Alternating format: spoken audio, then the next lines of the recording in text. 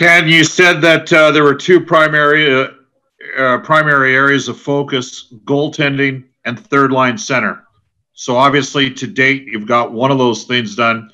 Can you comment first, I guess, on what Kyle Turris brings to the Oilers, how that conversation went, and then follow up with where we're at right now in your mind with goaltending?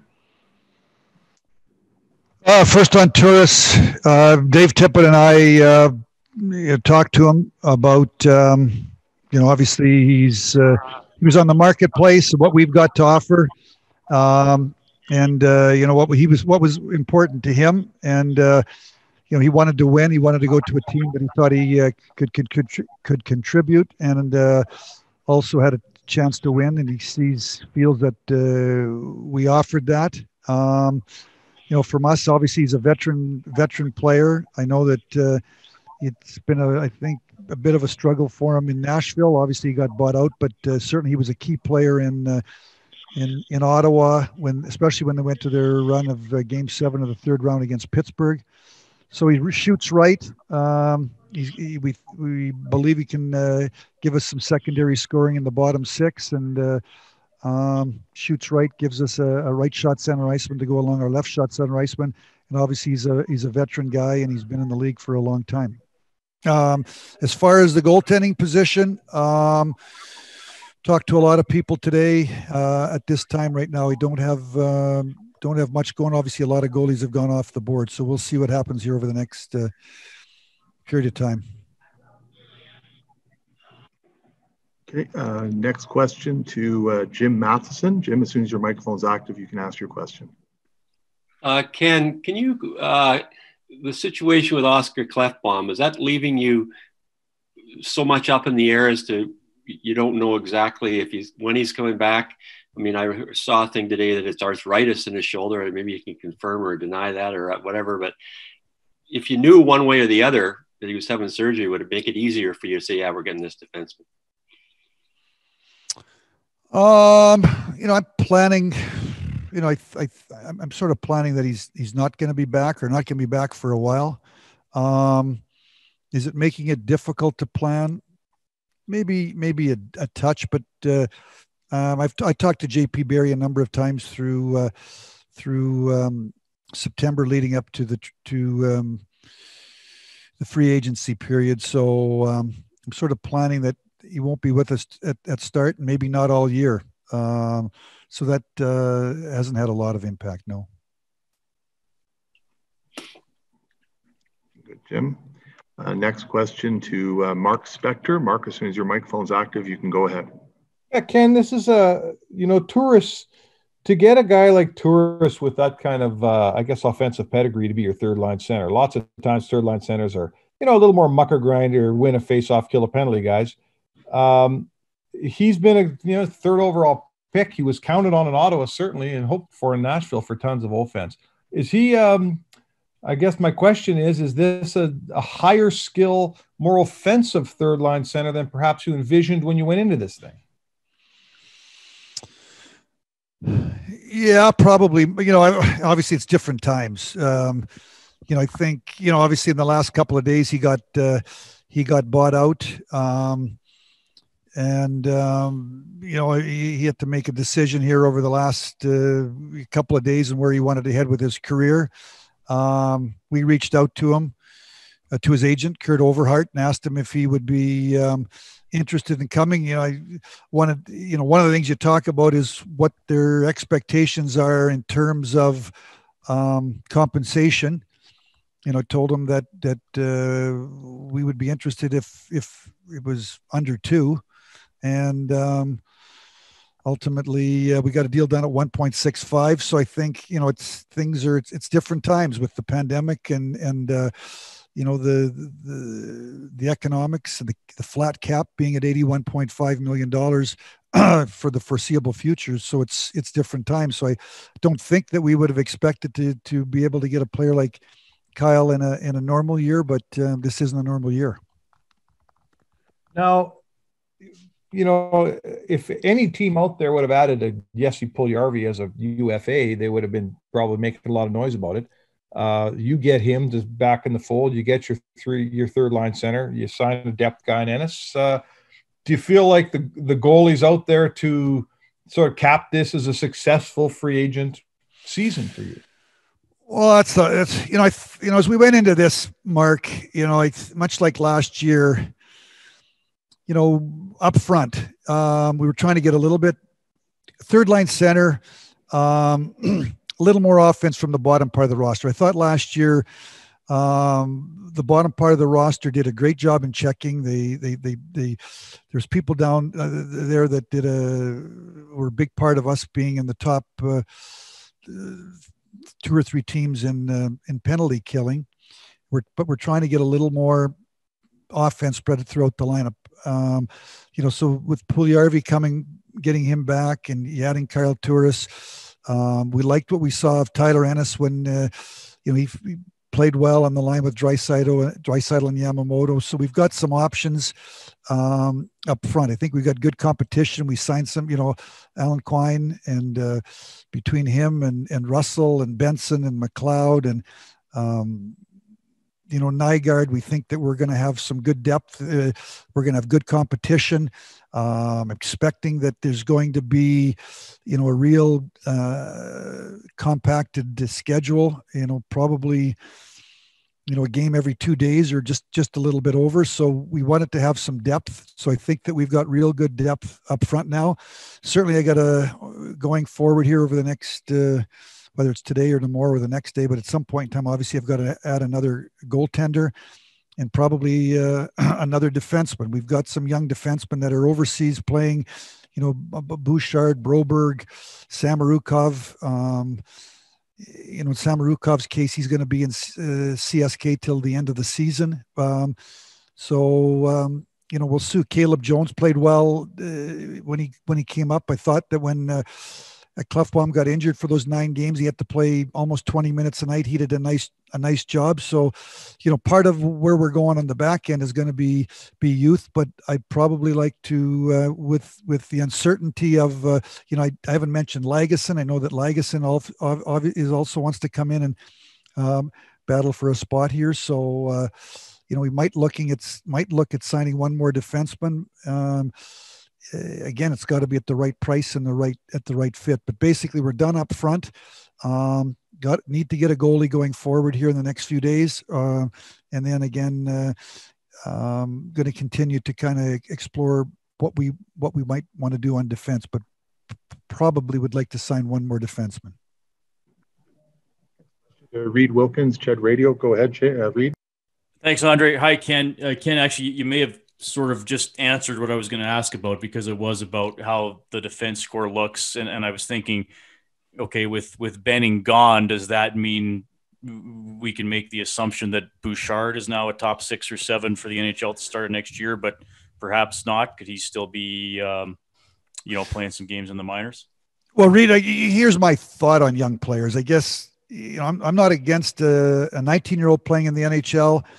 I just believe you got to win the job. I don't want to hand the job out just because you got potential. The National Hockey League is about winning and losing, and the players, whether no matter where they were drafted or what age they are, if they make you better, they go on the ice, they play.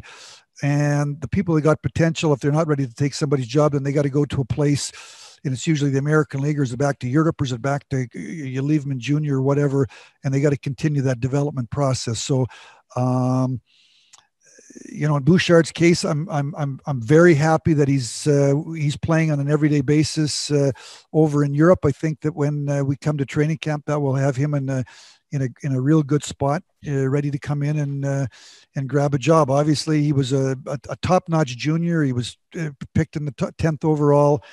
He had a good year last year offensively in terms of points. We know that we're confident that he can provide offense at the NHL level at some point in time. When you draft, it's an interesting game drafting defensemen, because you draft them based upon their potential to provide offense in most cases, or the offensive defensemen that are drafted, and then when they turn pro, you start to judge them on how well do they defend and how quickly they can learn to defend. So I thought that Evan made a real good.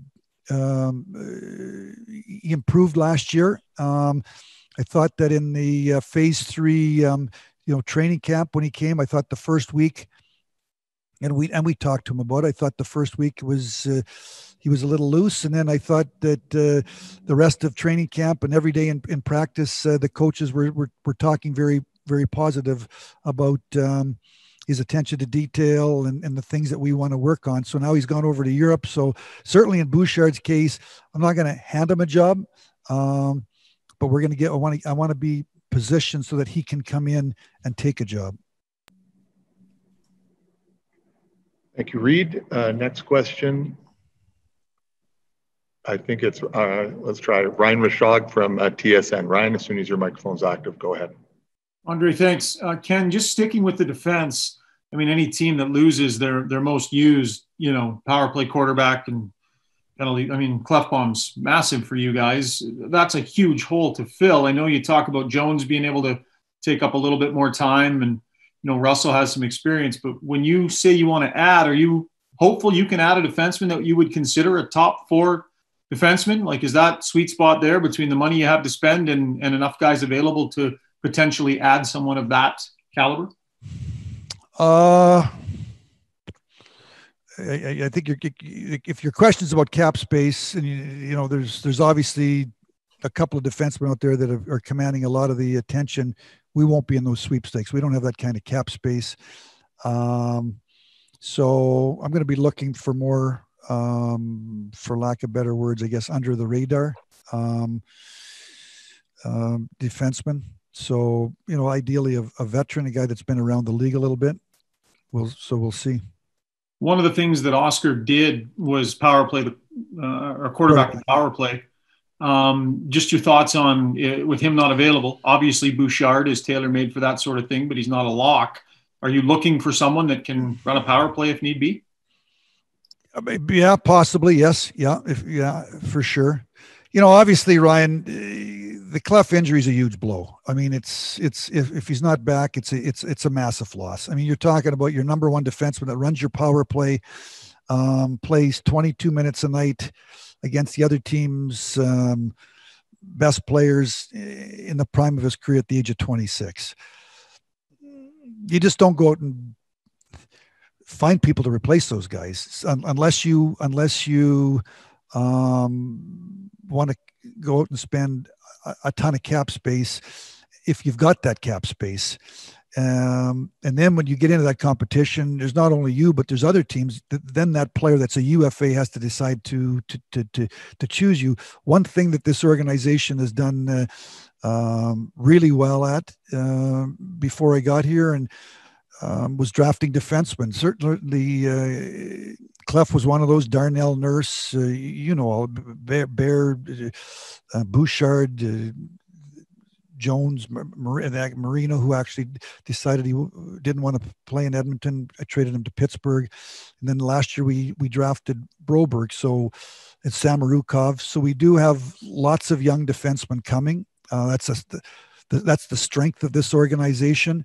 That over the long term, certainly in the short term, it's a big blow. And we're going to have to try to figure out the best that we can to fill the hole. Some of it's going to have to, I'm not expecting Caleb Jones to step in and take that role and that job and that responsibility, but certainly he's a guy that wasn't on the team last year for half the year and came up and was sort of in and out of the lineup, but he did a good job. So our expectations and hope that Caleb Jones can be in the lineup on an every night basis. We also lost obviously Matt Benning, who I didn't qualify, and he signed in Nashville. So we've lost, a veteran guy like Matt Benning, and then the potential loss of Clef are they're big losses. So on the short term, got to figure out how we can best, fill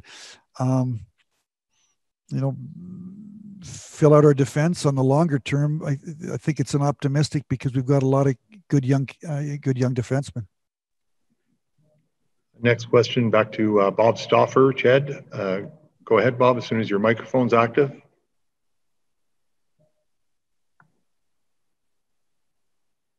having problems with. No, we're good. There we go. You got me now? Yep. Okay. Yep. So, Ken, how much of it was a byproduct of the cap being stagnant at 81.5?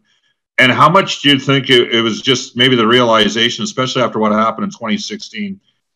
There didn't seem to be a lot of over-terming, shall we say, on mid-range players. You know what I mean? Like a couple of the big dogs haven't gone, Petrangelo and Taylor. Markstrom was the one guy, but you know, I don't know if there was a contract longer than 3 years. Is this are general managers getting smarter, or is it a byproduct of the cap, or a combination of both? What do you think it is? I think it's directly related to the flat cap, to the economics. You know, I think, you know, we went to the general managers meetings in early August. In early March in Boca Raton, Florida. And at that meeting, Gary Bettman told us that he was projecting the cap to be on the low end 84 and on the upper end 88, based upon discussions with the union on the built-in increase. And then, you know, you're kind of expecting it's going to go 85, and I think you're kind of expecting it's going to go 90 or 88 to 90, and then there was talk of a obviously there's going to be a new U.S. TV deal, and there's lots of speculation, and you know, I think that so you're kind of figuring that the cap over the next 3, 4, 5 years was going to be on a kind of a steady increase, and all of a sudden everybody's world's turned upside down, and there's a flat cap now at 81.5, and it could be, who knows how long it's going to be 81.5. So I think that the contract, the terms of the contracts really was the economics. The flat cap has a massive influence on how teams are running their business. Thank you. Bob. Next question to Jim Matheson. Jim, as soon as your microphone's active, you can go ahead. Go ahead. Ken, obviously you were in the running for Jacob Markstrom along with several other teams. Was that it just become the term too long, the dollars too long? And the second question is, now do you have a dollar figure in your mind for who's ever left and said, you know, here's what we got to spend? But Markstrom was kind of the home run, if not him, David Holtby. Yeah, I mean, we were, you know, we had our eyes on Markstrom probably like a lot of other teams did. You know, you'd have to ask him why he made the decisions. You know, his decision ultimately, he had a lot of options, and obviously made a decision to go sign in Calgary. You know, I've got a board upstairs with all our people in there, and we know how much money we've got. We keep moving the boxes around, the numbers from one box to another box. So, you know, a little more money in the goalie position meant a little less money in this position.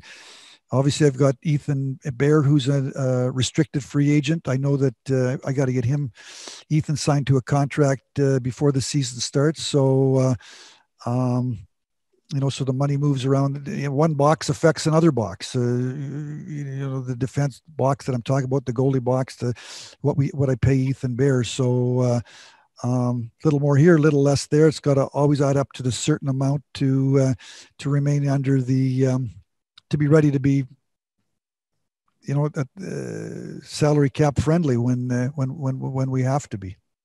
So although if you were going to be going after Markstrom, he was going to be a 50-55 because he's been a starter. But now the goalies that are left, you're looking more like a platoon again with Nico. It looks like that for sure, right, Jim? I thought again. And I've said this many times before. I thought over the 71 games season, we had good goaltending. We got good goaltending out of both our guys. We had a great tandem.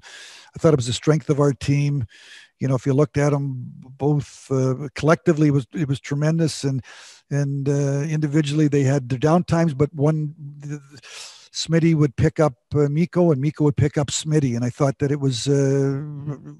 We had no issues. We felt it was the strength of our team.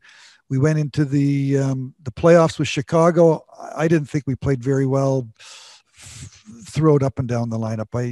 We just didn't. We weren't the same team that we were from January to March. And so when you go into the off season, you're always looking at ways to try to make your team different, to make your team better. I'd said at the time, and Mike Smith, I wanted to go into the free agent market and explore the free agent market, which we've done. Obviously, a number of goalies. I talked to a lot of goalies that, for a variety of reasons, they made decisions to go wherever they've gone. We feel good having Mikko. Mikko was a 917, 918, goals against average. Played basically 50% of the game. So certainly, I think right now I'm probably looking at I think most teams look at 1A, 1B. I think if there's going to be a compacted schedule, and it's game day off, game day off, game day off, game day off, game day off, game day off, every team's going to need 2 goaltenders. So confident, we're going to get somebody in here that will fit nicely with Mikko and fill out our defense. Again, we're done up front, and then. I've got some work to do, but feel good about the work that we've done up front. I do have some work to do on defense and goal. Take a couple more questions. Next up, Jack Michaels from Ched Radio. Jack, as soon as your microphone's active, you can go ahead. Let me try to unmute again. Go ahead, Jack. Ken, I'm just wondering, obviously the cap is a major factor, but I'm also wondering from your standpoint specifically where the Oilers are at. Is it a free agency period where you look at, a number of 3 irons down the middle off the tee instead of going for the big swing and trying to cut the corner? I mean, does part of it have to do with continuing to kind of build to a final product? Well, Jack, you can't have 8 and 9 home runs on your team, or 8 and 9. I think you're talking golf, and it's the long booming drive. The booming drives are in effect are the big cap numbers, and every team,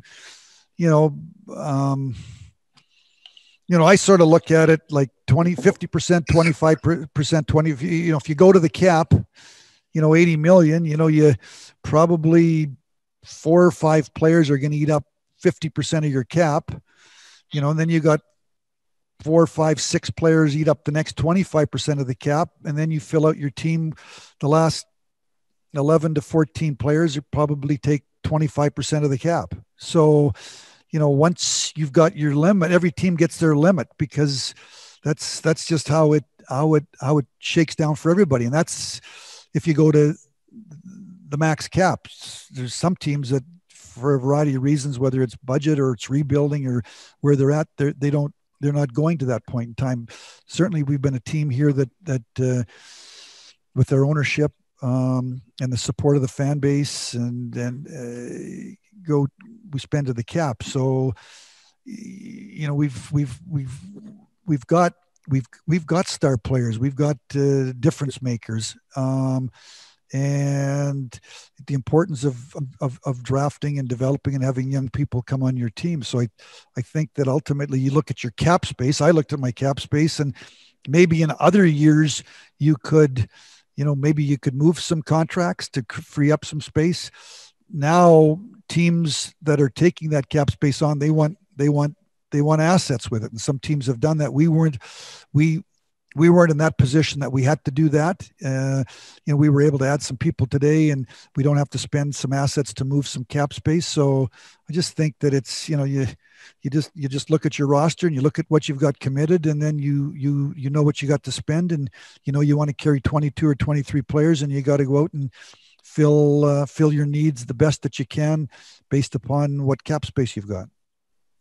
And then the follow-up would be with respect to Turris. You bring in, obviously, a guy that's a significant upgrade 5-on-5. I'm just curious on the penalty kill. Is it possible that he'll be asked to go back to the future a little bit and do a little bit of what he did in Ottawa? Or do you think some of those minutes with Sheahan moving along might be shared by committee? Well, I think PK, you always need what, six forwards, 3 sets of 2. certainly Nuge, at the top of my head here, Nuge killed penalties. Obviously, he's going to continue to do that. Archibald killed penalties. I think that Gaetan Haas is a player that when I talk to Tip, he wants to give him an opportunity to kill penalties. JJ killed some penalties. Obviously, Sheehan was on the first unit. I'm sure that we talked, Tip and I, when we did talk to Kyle Turris, we talked to him about possibly killing some penalties. So I think, again, I think you go to training camp. You go to, there's a competition, and you play your preseason games, and the coach puts people into situations in preseason, and you start to make decisions based upon who's doing the job for you. I mean, that's what really happened last year. They started to put out Riley Sheehan, and he did a real good job, and he was on the first PK for us. So we'll go to training camp, and same thing will happen.